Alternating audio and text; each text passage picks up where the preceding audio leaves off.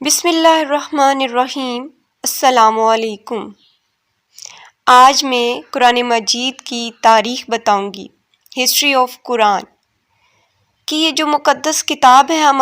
ہمارے پاس آپ صلی اللہ علیہ وآلہ وسلم پر جو نازل فرمائی گئی اللہ تعالیٰ کی طرف سے، یہ کب نازل ہوئی، کتنے عرصے میں نازل ہوئی، کس طرح نازل ہوئی، اس کو کہاں لکھا جاتا تھا، کون لکھتا تھا، کیسے لکھا جاتا تھا، کن کن مراحل سے یہ گزر کر کس طرح اس کو اکٹھا کیا گیا، محفوظ کیا گیا، جمع کیا گیا، یہ ساری باتیں آج ہم ہسٹری آف قرآن کے ٹاپک میں پڑھیں گے۔ تو چلیے دیکھتے ہیں کہ قرآن پاک کا نزول کس طرح سے ہوا، کب ہوا، کتنے مراحل میں ہوا۔ اللہ تعالیٰ نے قرآن حکیم کو نبی کریم صلی اللہ علیہ وآلہ وسلم پر ایک ہی مرتبہ نازل نہیں فرمایا تھا، بلکہ اس کو آہستہ آہستہ تدریجی طور پر نازل فرمایا تھا۔ جیسا کہ اللہ تعالیٰ کا قرآن میں ارشاد ہے، وَنَزَّلْنَاهُ تَنزِيلًا، اور ہم نے اس کو آہستہ آہستہ اتارا۔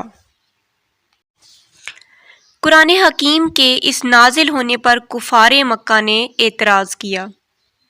کیونکہ انہوں نے توریت اور انجیل کے بارے میں یہود و نصارہ سے یہ سن رکھا تھا کہ وہ یکبارگی نازل ہوئیں، اس لیے وہ کہتے تھے کہ قرآن یکبارگی نازل کیوں نہیں ہوتا۔ تو پھر اللہ تعالیٰ نے ان کا جواب دیا، اور اللہ تعالیٰ کا ارشاد ہے، وَقَالَ الَّذِينَ كَفَرُوا لَوْلَا نُزِّلَ عَلَيْهِ الْقُرْآنُ جُمْلَةً وَاحِدَةً كَذَلِكَ لِنُثَبِّتَ بِهِ فَوَعَدْنَاكَ وَرَتَّلْنَاهُ تَرْتِيلًا۔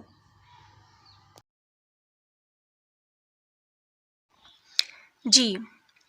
سورۃ فرقان کی آیت 32 جس کا ترجمہ ہے، وہ کہتے ہیں، وہ سے مراد کفار ہیں، جو میں نے آپ کو بتایا کہ انہوں نے اعتراض کیا تھا، اس پہ اللہ تعالیٰ کا یہ جواب ہے کہ وہ کہتے ہیں کہ ان پر قرآن ایک ہی دفعہ نازل نہیں کیا گیا، اس لیے اب اللہ نے جواب دے دیا کہ اس لیے نہیں کیا تاکہ تمہارے دل کو مضبوط کریں اور ہم اس کو ٹھہر ٹھہر کر پڑھا دیں،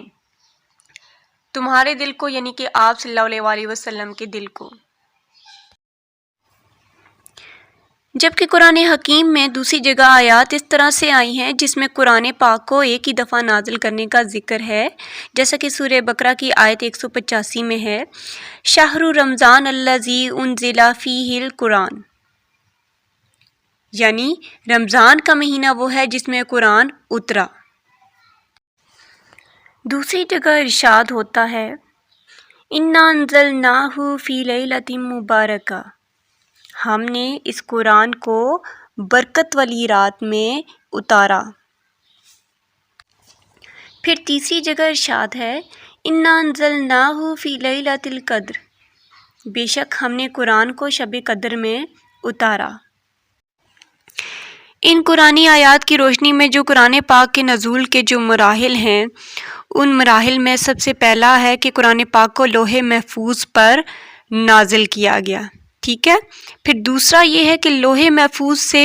آسمان میں موجود ایک مقام بیت العزت ہے، اس مقام پر شب قدر کو نازل کیا گیا، یعنی ان مقامات پر یکبارگی قرآن پاک کو ایک ہی دفعہ نازل کیا، ٹھیک ہے نا۔ یہ جو ایک دفعہ قرآن پاک کو نازل کرنے کی دلیل ہے نا، جو ذکر ہے وہ اس میں آتا ہے کہ پہلے لوح محفوظ میں ایک ہی بار، پھر شب قدر کو بیت العزت میں، اور پھر جو تیسرا مرحلہ ہے وہ ہے حضرت جبریل علیہ السلام کے ذریعے آپ صلی اللہ علیہ وآلہ وسلم کے دل میں اس کو محفوظ کیا گیا، نازل کیا گیا۔